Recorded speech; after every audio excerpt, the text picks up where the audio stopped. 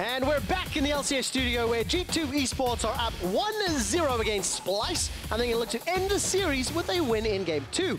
G2 have side selection for this particular match, or game rather, and they picked blue side. So, Vedius, let's look forward to picks and bans. There was a number of support champions banned away in Game 1. Didn't seem to have an impact on either Mikyx or Mithy, because Mickey's Recon was fantastic. He had great engages, and Mithy's Devours and Tahm Kench was just better. But that was my big question mark as to why they would allow the Tahm Kench through when their priority was to get themselves the Recon. We're going to be jumping into champions. Like, let's see if the focus shifts, because I do feel that, especially in Game 1, it's worth highlighting, Splyce played a lot of those fights extremely well. So I'd like to see them shift up into a different composition that maybe a little easier to play if they do want to go for more fighting. All right, more fighting. I'm very happy if that is the direction these teams decide to take. We jump into picks and bans. Zac, Rakan, Thresh have already been removed from the pool, and then we'll keep our eye on what happens next. So usually red side bans right now are Zac, Caitlyn, and Elise. The three very powerful champions that you cannot afford to give away and allow the enemy to first pick. Splyce going to continue on with that trend, along with a lot of the support bans. Now, I don't expect a huge amount of support focus from G2. The reason why he's hovering the Fiora is because pre-game, Expect was asking Wunder for a Fiora versus Camille matchup. And do you know why? Do you know why that is? Because Fiora's undefeated in the EU LCS. Undefeated, yes. 8-0. And trying to listen to some of those quick stats I hear, as Expect will instead lock in the Braum. Now, this was banned away. It was actually the first ban from Splyce in game number 1. Wunder, of course, hovering one of his old favorites in Aurelia. So, wouldn't be surprised if we saw a return to the Gragas. Instead, Trashy going to go for the Kha'zix. Now, this has been a jungler that he has had a fair amount of play rate on. I don't know if I want to say success just yet, because I've seen mixed performances from the side of Trashy. He's definitely a jungler that definitely falls under one of his preferred, along with the Gragas and in the past Rek'Sai. And it's the first time this split, though. So 10 professional games in record, along with 10 on Elise this year. And then Mickey will lock in a playmaking support once again in the Bard. We see Sejuani once again for Trick, and Perkz, he always hovers Yasuo. He did this at MSI. Yep. He baited Kobbe into believing he was going to run Yasuo in the mid lane. I personally despise Yasuo mains. Oi. It's something I've said on Twitter. Whoa. And I said earlier today, because Vedius is a Yasuo main. Dude, Yasuo is a great champion. If you ever want to face anything, it is the wind. And I can tell you that there is many purposes for a leaf falling. Okay? Right, anyway, returning to the draft. Varus Bard, going to be the bottom lane for Splyce. I don't want to say that Kobbe, he didn't have a bad game, but his impact was minimal. Largely because of the champion that he was playing. So he's going to swap with Zven and say, well, you know what? I'll take your Varus this time, and you can have the Kalista, as she has been rising in popularity, especially over in the Eastern Hemisphere. She's a very popular champion, very powerful during the laning phase, but that could very well be slightly mitigated, given that he will be going up against the bot. All right, let's see what mid laners and top laners get locked in. We had the Jarvan versus Jax in game number 1. Wunder, he opted into the blind Jax pick and never really got unlocked. However, G2 gonna give that a respect ban. Yes. Renekton is still up. That was banned away in game 1. So what else are we maybe looking at here? No, Jarvan, Kled, all very strong top laners. You could still flex the Gragas up into the top half of the map, given that we see both junglers and supports already locked in, depending on what you want to go for. Galio is still a very strong champion. Hasn't been a huge amount of focus from the European teams, but he will be banned out once again, very similar to what we saw earlier on in the day. So now we're looking at maybe going for the Orianna, or maybe getting yourself a Syndra if you're Sencux, unless he wants to save his pick for a counter pick later on. Well, as I mentioned in game 1, Sencux in his 15 games has played 10 different champions, and this is the first time he will play a champion more than twice. Third time playing the Taliyah. He's currently 1-1 and leaves that counter pick for Wunder. Whether that's going to be a tank or a carry remains to be seen, but it's going to be exciting nonetheless. I'd love to see Kassadin here from Perkz. LeBlanc is a fine alternative. You still have the same sort of assassin threat, and that is what he's decided he has a little bit more comfort on. Going up against the North American mid laners, I think he felt a bit of the wrath, was reminded of why LeBlanc is such a powerful champion, and what we're seeing so far from G2 is still very similar team fight composition, but now it's a little bit more snowball reliant. You have a powerful laner in LeBlanc, you have a lot of roaming potential with the mid lane assassin too, and with the Kalista, you have a lot of threat in the 2 versus 2 laning phase, so a lot of power in the mid and bottom lane. Now, does Wunder run Akali again? He ran Akali in the opening series of the split, if I recall correctly, and I believe that was into Odoamne's Fiora. And unfortunately, his jungler and mid laner gave up kills early. Instead, it's going to be a pivot away from the Akali. It's going to be that Kled, something that we have talked a lot about. Kled into Jarvan, another very exciting matchup, but a very, very different game in the jungle, and Trashy's first time on Kha'zix this summer. So you're seeing a little bit more of a 1-3-1 setup from both teams. Splyce, they have the ability to move in between lanes using the Taliyah wall. Eventually, Kled will outscale the Jarvan and be this massive threat in the side lane, but he has this ability to force fights. Both team compositions too have the ability to make fights happen with the Sejuani, with the Kled. Taliyah can be massively impactful in 5v5s. You have the Varus ultimate, the Bard ultimate, going up against a Kalista who has so much AoE damage once she gets the Hurricane, combined with Braum. There is a lot of room for big late game team fights once again. But there's a few more options. Now both teams, they can look to play more on side lanes if they're able to snowball the LeBlanc, or if they're able to get this Kled rolling on the side of Splyce. Oh, very, very interesting setup from Splyce. Maybe he needs to be more proactive. Taliyah and the Kled. G2 going to have some scaling on their sides as well. Decent front line. And let's see who gets the early advantages. You guys know how to vote. Jump on Twitter, hashtag G2win or hashtag SpyWin. The Samurais or the Snakes? Will Splyce lose 2 series in a row, or will G2 be pushed into a game 3? Ladies and gentlemen, here in Berlin, put your hands together as we load up for Perkz taking on Sencux, G2 taking on Splyce. It's game 2 here in week 6. So not quite as many interesting picks as we saw in game 1, but there is a Bard. Not a champion that you get to see a huge amount of, and I don't want to remind people of Mickey's Bard back when he first joined the LCS. There are a lot of question marks like, is this one man really going to make that much of a difference to Splyce? Will it really change the dynamic? And lo and behold, he did. And this was one of the champions that he made a name for himself on, landing spectacular ultimates, always getting the bindings onto the correct people, making such significant and massive plays that really resulted in Splyce being able to get ahead in a lot of these late game fights. So I'm excited to see him on the champion because I know it's definitely one of his comforts. Absolutely. And his impact on Rakan in game 1 was very, very big. He found so many targets. Unfortunately, Splyce were behind several thousand gold for the majority of that game. So it hurt them a little. Reminder, of course, we are playing on patch 7.13, not the live patch, not the one with Kane enabled. Hopefully we'll have him unlocked next week. And hopefully on the same patch as well, that I've just got to confirm. And let's take a look at the setup. Double teleports for G2. It's a barrier for Sencux, despite a lot of the CC, but obviously wants to protect from the burst of that LeBlanc he's going to be dealing with. Yeah, makes a lot of sense. Going up against a LeBlanc in the middle lane can be very difficult. And I want to take a second to also highlight the pathing that you're going to be seeing from Trick.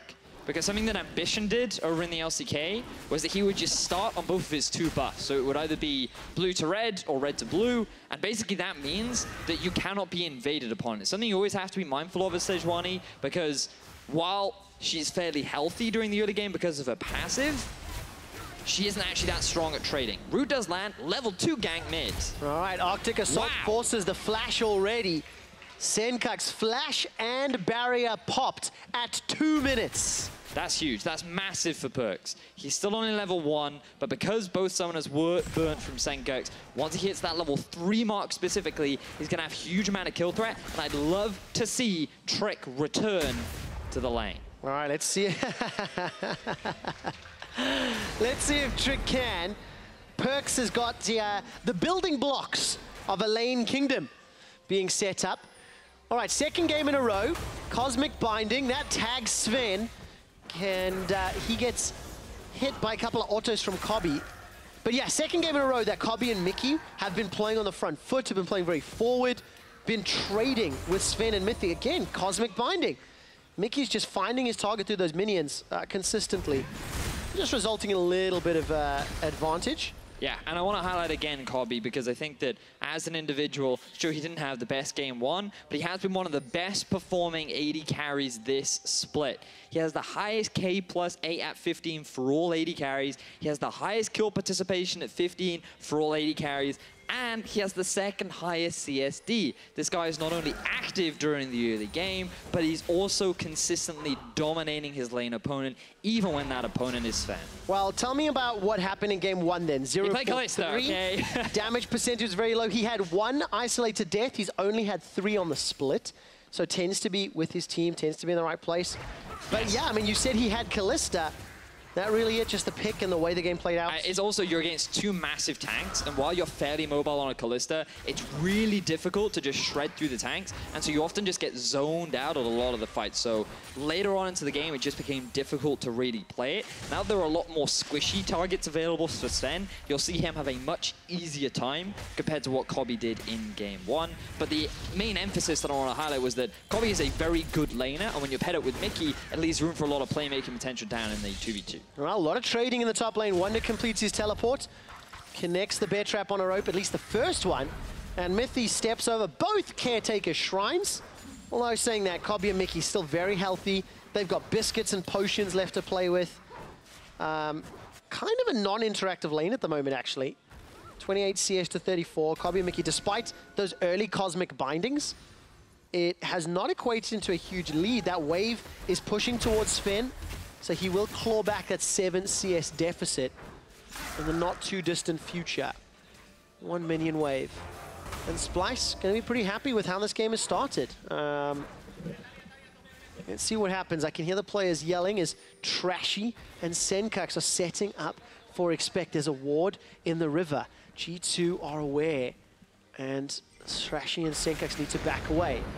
All right, there's a dash over the wall available. Trick has flashed in, manages to get the slowdown from the Arctic Assault. Barrier comes up from Sencux. He's got no flash. First blood already picked up by Trick. Next target is Trashy. Trashy tries to run away. It's a double kill for Trick. Good response from G2. They used the vision that they had in the river to be able to get the collapse down onto Sencux and Trashy. They didn't have the flash available. The barrier did come back up, but Expect was able to get to the fight faster because he had already pushed up that top wave, preventing Wunder from joining. It will give 2 very early kills over to Trick, and this is going to be a great start for the side of G2, and you can just see the way in which Perkz moves through the river, ready to cut off the escape of Sencux. Trick initially misses the CC, but it's fine because they have more than enough damage. And the big turning factor here is the fact that Trick never isolates himself. And while Trash is able to dodge away from the knockup, he doesn't have enough damage to get the kill down onto Trick. And this means early lead in favor of G2. Huge advantage. Trick already has the Balmy Cinder, as well as his jungle item completed on his first back. Another good cosmic binding from Mikyx and Kobbe. +6 CS at the moment. Doran's blade into Doran's shield still stings when I see Zven wielding a Doran's shield. He spoke out so strongly against it. Though you have to bend to the meta, do you not? Yep, it's also like Bard is super obnoxious, and having that extra bit of sustain is extremely valuable. But Kobbe, he's by himself right now. G2, they're looking a little angry. Ooh, Mithy yells, stand behind me. That melee minion allowed the gap to close. Here comes Trick from behind. The Glacial Prison locks down Mikyx. Magical Journey gets Kobbe to safety, but for how long? A dash, a mimic, a chain. Kobbe gets popped. Nice prediction from Perkz to round out the additional 2 kills for G2. And this is what we wanted to see more from them in the early game. They get a very slight lead, and already they're looking to push it. Let me quickly think of the tier list of things EU teams from Rift Rivals had to work on. Early vision. Vision in the river led to 2 kills. Prioritize mid lane. Trick got a 2-minute gank there, and a return gank. And then once mid lane's unlocked, Perkz is able to roam and pick up what was a beautiful kill over the walls. Yeah, bear in mind, just look what's happening in the middle lane. Big minion wave, forcing Sencux to stay underneath his tower. This means that he can already start roaming down. Trick is level 6, so the ulti is there to just lock down Mikyx and secure the initial kill. And you think, good on you, Mikyx, keeping your AD carry alive. But the illusionist comes behind and says, haha, jebaited. Jebaited indeed. I really like the setup, by the way. Mithy realizing the opportunity thanks to that little melee minion. He covered a gigantic amount of distance. And that just set up the gank from Trick. So very nicely done. 8 minutes into the game, it's a 2,000 gold lead for the defending Spring Split champions. For G2, who are currently 3 series wins and 3 series losses. And you know, we kept saying they're going to get better. They're going to fix the problems. It's week 6 of the EU LCS, and maybe this is where it starts, but we need to see several weeks of good performance to really cement that thought. What do you think, Vedius? Well, I mean, that's very true. As Sencux, oof. Yeah, that sucks. Really tough matchup for him, but I agree with you, right? Like, it's still early days, still waiting to see more from G2. Braum is happening onto Mithy. All right, there is a Glacial Fissure that comes down. Trick sends out the Glacial Prison. The Fissure and the Prison. Zven forced to flash away from the Tempered Fate, and now Trick is the target. He gets leaped on. Taste of Fear comes out. Bear Trap on a rope, pulls a Poro Rider backwards, and Sencux snipes from behind with a threaded volley. Now Wunder's the target. He's got no skull for safety. A seismic shove sends Perkz into his death. Beautiful binding from Mikyx with the follow-up from Sencux. That was 3 very swift kills going in the favor of Splyce. And Wunder, he didn't even have to use his TP to make it happen. He just roamed down with the rest of his team as they were looking for an invade. They find Mithy, and then everything descends into chaos as Splyce will get themselves the first tower of the game, get that bonus gold. And all of a sudden, they have the gold lead. It's so interesting. G2 get the first 4 kills of the game in like spectacular fashion. Only for Splyce to say, what you can do, we can do better. And it all starts with this. What was going to be a gank mid turns into a kill on the roaming Mithy. So again, bear in mind, keep your eyes on the middle lane. Mid push. Perkz cannot follow up immediately because he's forced to catch this wave. This means that Splyce, 3 members get the collapse down onto Mithy. Trick is just hanging around trying to keep his support alive, but he was just not poised and ready. He doesn't have dash to turn this around, and then when you think Perkz can come in and get a kill, he gets rooted up by Mikyx. The knock-up follow-up from Sencux means that Splyce, 3 kills, a lot of gold, and all of a sudden, they have so much more control over the game. And importantly, Sencux maintains his minimum 1 kill per game in every game he's played for starters with 11 games or more. And only Febervent is the only other EU LCS player who can claim that title. Splyce got Tower First Blood. They've got a minor gold advantage as Mikyx's coming in. Cosmic Binding. He's going to pin Expect. Here comes Wunder as well. He's flashed forward for this one. And Expect doesn't even need to flash to safety. Magical Journey for Mikyx gets him all the way out. And while all that's going on, Zven is looking to pick up the first tower for G2 in the bottom lane. They did not take the top lane tower. No, but they have seen that LeBlanc has made her way to the top side. Root happens again. Cosmic Binding, Chain of Corruption misses. Where's a Tempered Fate? That's dashed away from. Perkz the Illusionist says, you see me, but you can't catch me. Cosmic Binding tags Trick, but he's got Flash. Also got an Arctic Assault if he wants to get over a wall. I didn't quite see if the cooldown was available. Either way, Splyce are inside G2's jungle. But now look, Sencux, he has his ultimate available. 4 members in the top side. Ulti from Trick. All right, the prison went a little wide. Here comes Trashy in from the side. The Weaver's Wall locks out G2. It's Splyce that are on the board. They've taken down Expect. Taliyah, a double kill for Sencux before he gets sniped. Trick's running for his life. Kobbe's on the back end, and Perkz fancies himself a shot. He takes the Magical Journey as well. Kobbe's low. Sencux is low. A threaded volley runs out of ammunition as Sencux gets chunked down. The seismic shove is not going to find anybody on the pebbles. Oh, that's a lot of juicy targets for Perkz to clean up. Oh, distortion forward. Shatter Orb not going to be able to be procced. Where's the chain? Trashy's under the tower. 1 shot. The Illusionist. Double kill. There's the Perkz that we all know and love. So G2 end up turning that massively in their favor. It was supposed to be 3 quick kills into a tower. Splyce, they suddenly snowball that slight lead into a massive lead. but they stick around underneath the tower for too long. Perkz arrives to the fight with all of his cooldowns available, and it is G2 that get the bot tower, the top tower, 4 kills, and everything going in their favor. So just look at how the dive happens. Again, LeBlanc forced to stay in the middle lane. The roam comes from Sencux, cutting off the escape. The issue here is Wunder tanks a lot of the tower shots, ends up getting stunned at the very end thanks to Trick, and you think this is great, but Mithy ends up getting tower aggro, Sencux ends up getting tower aggro, and because they lose their frontline tank, because he doesn't get Scar back, Splyce, they have no one left to draw that damage, and then Perkz, he just comes in for the cleanup. Well, Sencux fancied himself a shot, but unfortunately that thread volley takes some time to wind up. I think he's saying WTF. That's if you can lip read.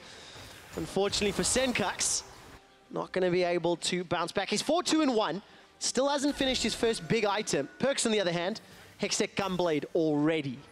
So he's looking to pwn some noobs, I believe, is the... is that what the youngsters are saying these days, Vedius? I don't know. What do you say, Trevor?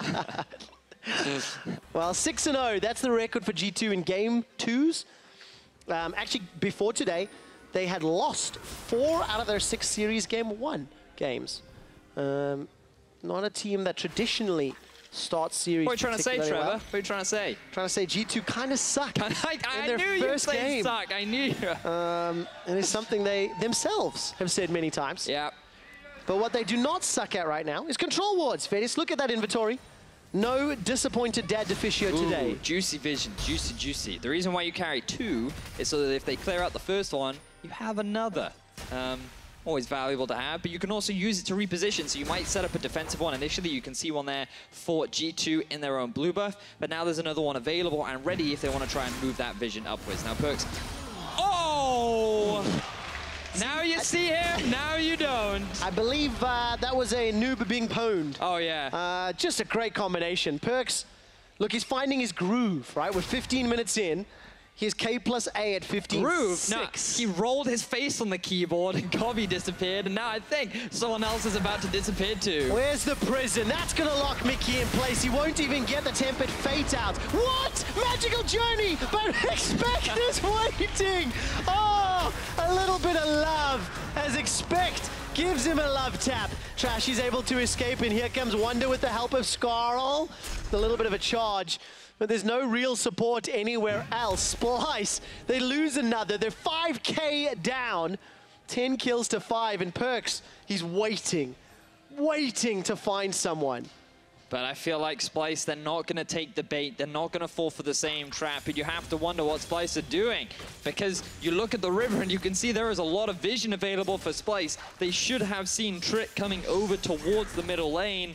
They have no turret available. Splyce, they just stuck around too long. It was extremely easy for G2 to get the collapse. They get themselves extra kills, and Perkz, he's a hunted. Oh! Well, okay, a lot of damage back, though, from the threaded volley, but Taliyah not quite the same pop ability that Perkz does. And Perkz is just solo killing kids. Do you know, all these ISO deaths are going to creep up. It's literally Perkz' fault. Yeah. He is now destroying the stats. He's got to fix that KDA, man. 1.6, 1.3. Nah, gotta rectify that issue. Well, this summer, Perkz' KDA was 3.2. I think that'll definitely get a little bit of a bump this game. He's got 8 stacks on that Dark Seal as well. And the game has definitely evolved to be about him. Yes. It feels in a very...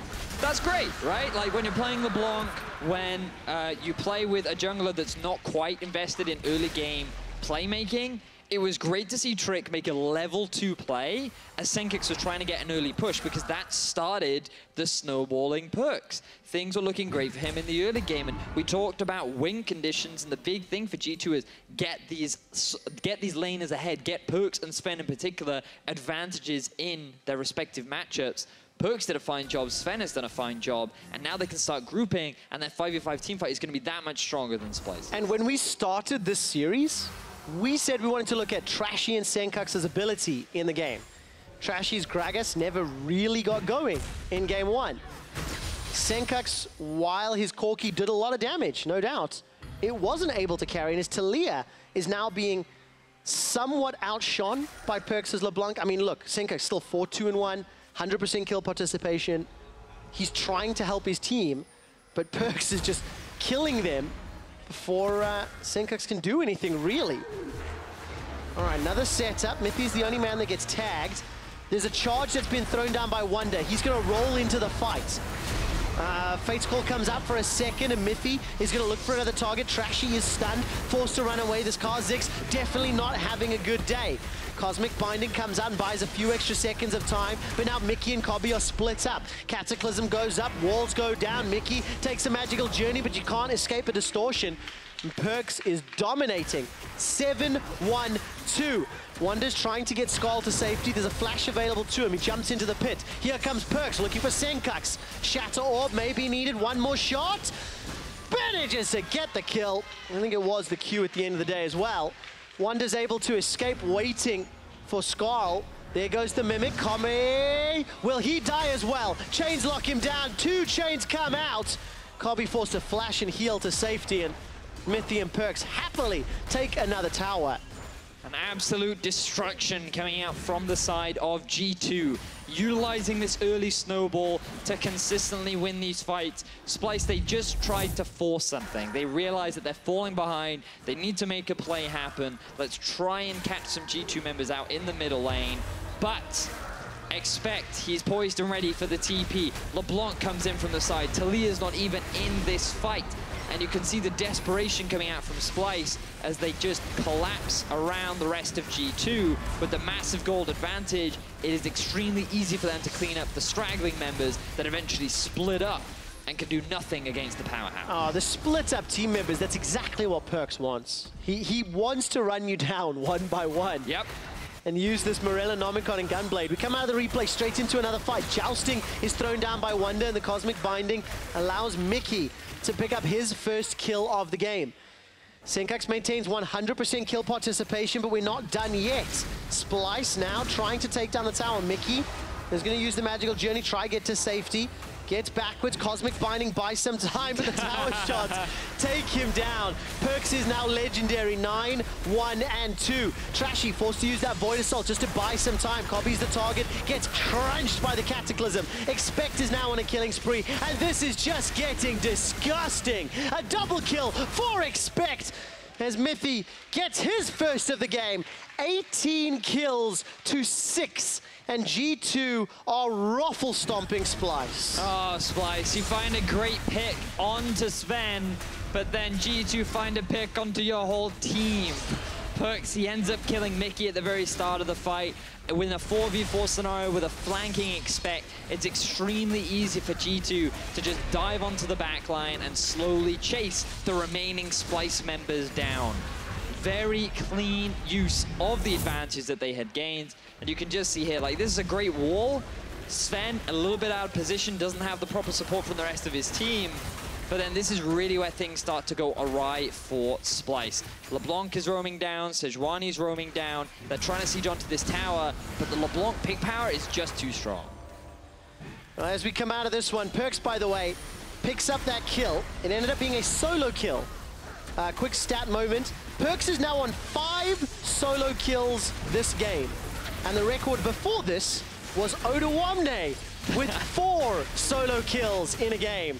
So, Odo, Perkz has seen your record and has broken it with more games still yet to play. Perkz, how many more solo kills can you find? That's the question. Vedius, do you have an answer for me?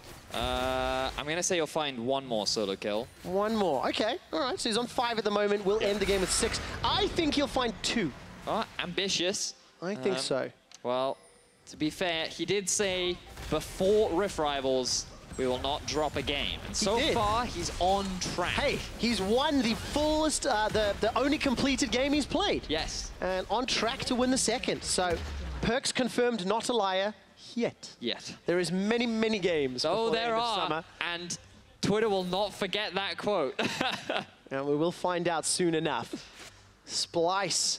Man, what a situation to be in. Down 10,000 gold, down a Baron buff. You've got no real front line, and a LeBlanc that is so fed that she can insta-gib anybody. Yeah. There are very few answers left for Splyce, and it's got to be a bit of a heartbreaking series for them. Coming off a week off, feeling confident, ready to rectify a lot of their issues, to then fall short very early on at the start of this game as G2, they're continuing to break through the base of Splyce. They are indeed. G2, Baron-empowered minions, Tempered Fate. While that is beautiful from Splyce, where's the rest of the follow-up? The tower still falls, and Splyce are sent running for their lives. Knockup comes down from Mithy as the Fates call bought a lot of time. That's 2 kills for G2. Wunder's the recipient of a bunch of Ren stacks. Skull can't save his life. Perkz continues to be legendary. Looks like Vedius and I are both wrong. Perkz may not get any more solo kills. The inhibitor starts to fall, and there's 20-second death timers. Baron empowered minions, and G2, they're breaking the base of Splyce. Expect he's just going to go back because he has the teleport ready. It's going to go on to a minion to keep it alive so that G2 can look to end out the series. Perkz, will he find another solo kill? Shatter Orb tags Trashy, the passive, wind up. But the Nexus turrets are the focus. 22 kills in 24 minutes. Perkz looking for the solo kill. He does it. Finds one. Vedius is right. G2 send a message to Europe that they are back.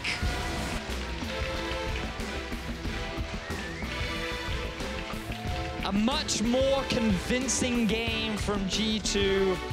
They will end the day G2-0.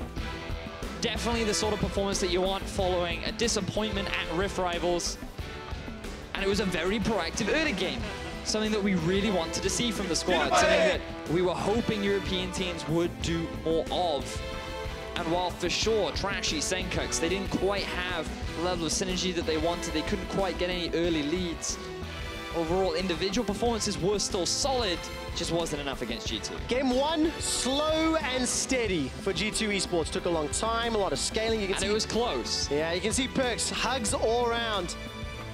They are friends as well as enemies on the Rift, but today, G2, like we said, slow to start, but holy cow, did they finish fast in game number 2. 23 minutes, 57 seconds. Perkz ended with 11 kills, 7 assists. 6 of them were solo kills.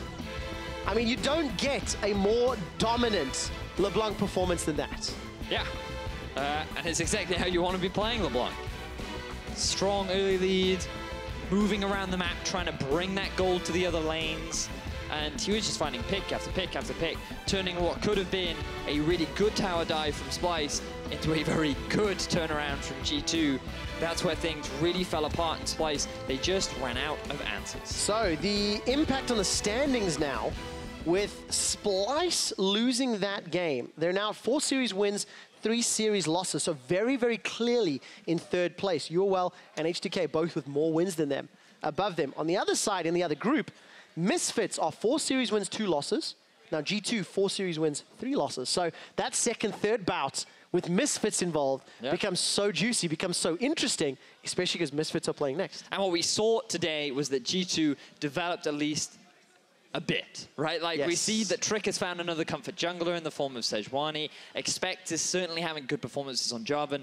Team fighting still very strong for G2. Yes. But the question is, have Urwell made adjustments too? Are they going to be the same Urwell? Before we talk about them, I want to quickly look at one of those plays where Splyce, they overcommitted to that tower dive and things got a little bit messy. So pull this replay up onto your screens, and this should be one of the early game fights that really allowed G2 and then Perkz especially to get ahead. Vedius, what went wrong here? Well, bear in mind, the whole play from Splyce is good. The issue is that they don't have enough damage to be able to shred through 3 tanky members, along with the fact that the moment Wunder dies, they no longer have anyone that can tank up the tower. The aggro is slightly mismanaged, and that means that because you have so many low health members, Perkz is just asking for someone to overstay so that he can find himself another kill, and that's exactly what he does. Picks up 2 here, and this is really where this LeBlanc just becomes uncontrollable. What I do like about Sencux, even though, yes, he ends up giving up the kill, I do commend the thought of trying to get in, the thought of trying to contest.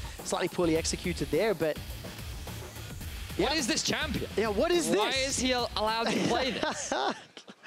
Oh, you can just feel the pain. On the other side, though, Perkz, he manages to secure player of the series. I don't think that's going to be a huge surprise to everybody. Just a phenomenal performance. 16, 1, and 15 in his 2-0 series. Yeah, pretty good. His Orianna, he landed a couple of decent shockwaves. I seem to remember that really good one onto Kobbe that really swung a fight heavily in their favor. His positioning was really good in a lot of those fights, and the fact that he only died once in the entire series is definite growth from him, especially when you look at his performance at Rift Rivals. I just wish I remembered the rhyme. My Rise is bad, my Zero is worse. I won player of the series. We're going to interview now G2 Perkz. How do you feel about that rhyme? Let's just start right there, because it comes up every time you play a game, good or bad, and especially international. Well, I actually, at first, like, I didn't really like it that much. It was, like, triggering me, but then at some point, I was like, oh, I have my own rhyme, you know? It's so freaking cool. So I was like, I really like this rhyme. So yeah, just keep saying it. Just buy into it, man. There's nothing they could do if you actually like it. All right, now let's look at the series. Of course, you played a phenomenal series, player of the series. Do you feel like you're starting to get back into that form that we saw you at MSI? Well, personally, I think I was playing, I don't think I ever got out of the form. I just think that we as a team were out of the form, so that made me look worse. Also, my play at Rift Rivals was actually was pretty bad. So that could be an indicator, yeah. But I definitely think that I'm getting way to be better than ever, yeah. One of the things that you guys brought up as an issue in a video that G2 put out recently was that everyone was picking for themselves, not really picking for the team. Do you feel like you resolved a lot of those issues in what you showed today? Well, that was after we lost to Unicorns and we had team comp with literally 0 stuns in the draft, and I was like, guys, we need more CC. So then everyone agreed, you know, we all talked that we should pick more losing lanes, more for team comps, blah blah.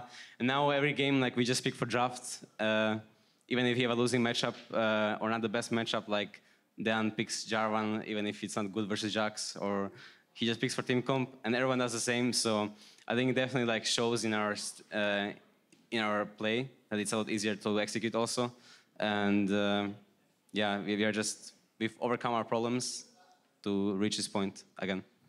You bring that up, and now one of the other things that you guys had discussed was that you maybe not losing a little bit of motivation and kind of struggling with keeping the right attitude moving forward. How do you stay on this high? How do you stay positive looking forward? How do you stop yourself from going back into that? I don't want to call it a slump, but that area where you're not as committed to improving or playing as a team.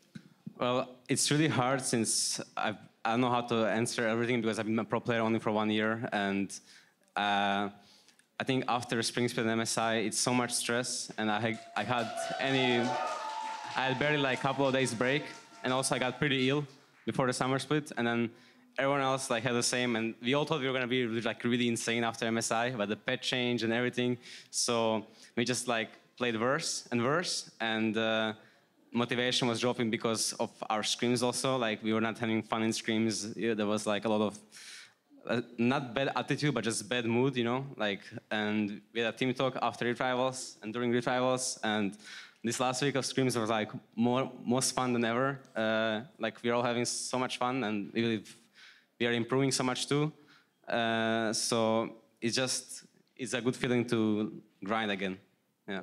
All right, it's good to hear that. Now, it sounds like even in a time where scrims weren't going well, you made a big statement on the analyst desk. You told everyone that G2 would not lose a game in the regular season for the rest of summer split. Do you feel like G2 can back that up? You haven't lost one yet.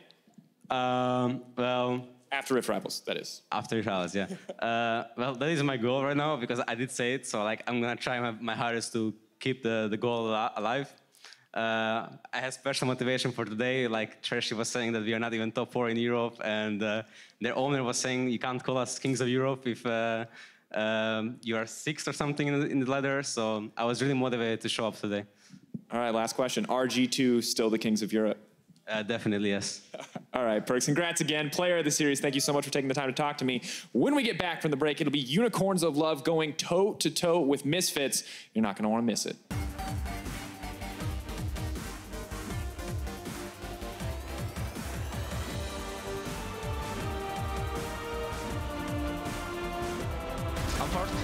I'm first.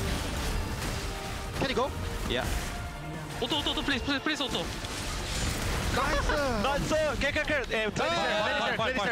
Glacial Prison locks down Mikyx. Magical Journey gets Kobbe to safety, but for how long? A dash, a mimic, a chain. Kobbe gets popped. To clean up. Oh, distortion forward. Shatter Orb, not going to be able to be procced. Where's the chain? Trashy's under the tower. One shot. The illusionist. Double kill. Fuck. Holy shit. Kha'zix. Taliyah. Oh! Kill them all! We can burn! Oh my goodness. Oh. So, Finds one! Vedius is right! G2 send a message to Europe that they are back!